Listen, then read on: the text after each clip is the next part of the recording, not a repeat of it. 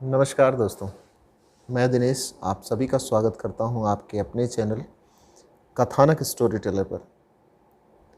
दोस्तों, कई बार हमारे बड़े बुज़ुर्गों ने, हमारे रिश्तेदारों ने, हमारे मित्रों ने हमसे ये ज़रूर कहा होगा कि भाग्य में जो लिखा है वो होकर रहेगा, या फिर भाग्य से ज़्यादा जीवन में कुछ नहीं मिल सकता। आज जो मैं कहानी के ऊपर बातचीत करने वाला हूँ, वो कहानी भी इसी के ऊपर आधारित है।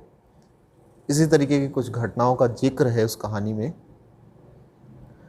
तो होता यूँ है कि कई वर्ष पहले एक साधु गंगा नदी के किनारे तपस्या में लीन थी।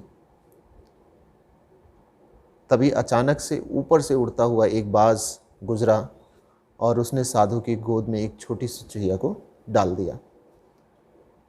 ऋषि ने जब अपनी आंखें खोली, उन्होंने देखा उनकी गोद में एक छोटी सी चूहिया है।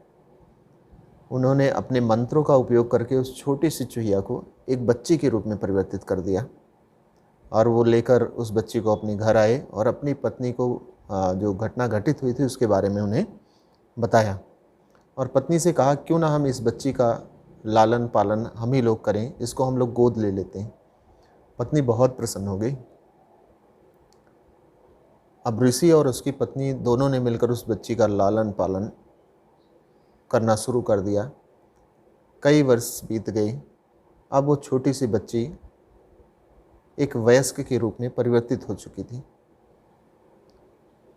ऋषि और उसकी पत्नी को अब उस पुत्री की अपनी जो थी उसके विवाह की चिंता सताने लगी। ऋषि ने, जो साधु महाराज थे, उन्होंने सूर्यदेव का आह्वान किया और सूर्यदेव से निवेदन किया कि क्या आप मेरी पुत्री से विवाह करेंगे। सूर्यदेव ने बड़े ही विनम्र स्वभाव से कहा, मैं तो विवाह के लिए तैयार हूँ, लेकिन हे साधु, आप अपनी पुत्री से भी एक बार पूछें कि क्या वो विवाह करना चाहती है।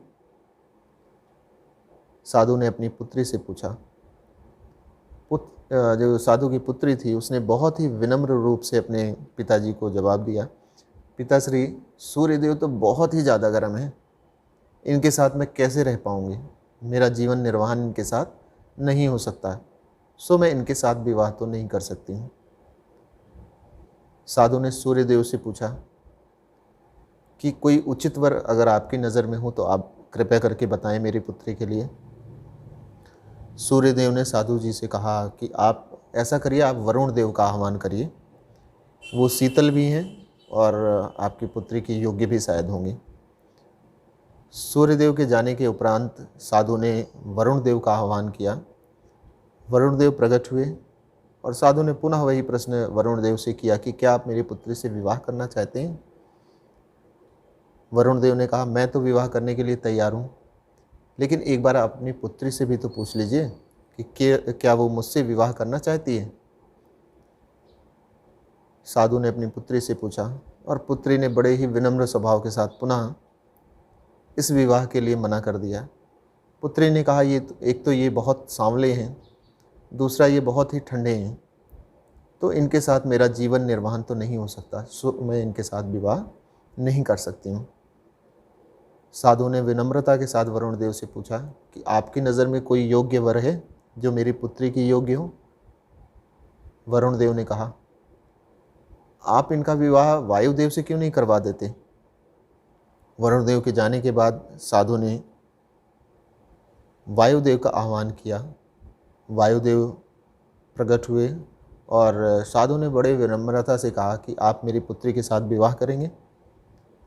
वायुदेव ने भी पुनः वही कहा कि मैं तो विवाह के लिए तैयार हूँ, लेकिन आप एक बार अपनी पुत्री से तो पूछ लीजिए कि क्या वो विवाह करना चाहती है मुझसे।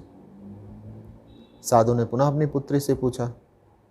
पुत्री ने पुनः ये विनम्रता के साथ कहा, पिताश्री, ये वायुदेव हैं, ये एक जगह ठहरते नहीं हैं, ये कभी यहाँ कभी वहाँ, इनका आना जाना लगा रहता है, सो मैं इनके साथ अपना जीवन निर्वाह नहीं कर सकती हूँ, मैं इनके साथ विवाह नहीं कर सकती हूँ।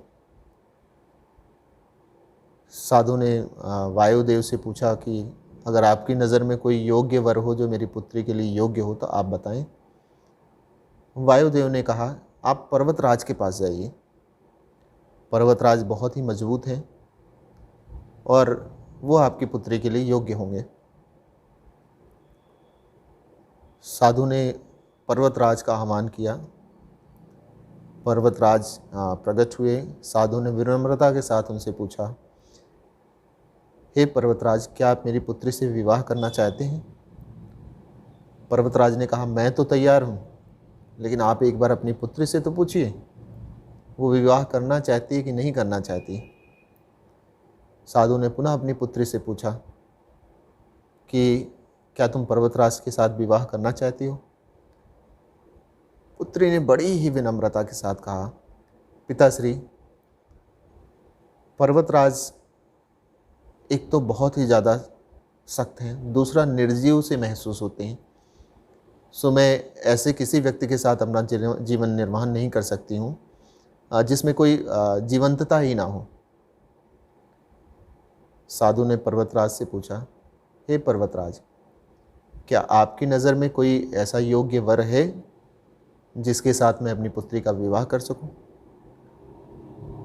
पर्वतराज ने कहा कि आपको चूहे के पास जाना चाहिए। चूहों के जो राजा हैं उनके पास आपको जाना चाहिए। वो बहुत ही ज़्यादा मजबूत भी हैं और बहुत ही ज़्यादा ऐसे हैं कि वो पर्वत के अंदर भी छेद कर सकते हैं। वो इधर से उधर आ जा सकते हैं, ठहर के रुक सकते हैं, तो शायद आपकी पुत्री के लिए वो बहुत ही योग्य होंगे। तो साधु ने चूहों के राजा का आह्वान किया और चूहों के राजा वहाँ पे आए।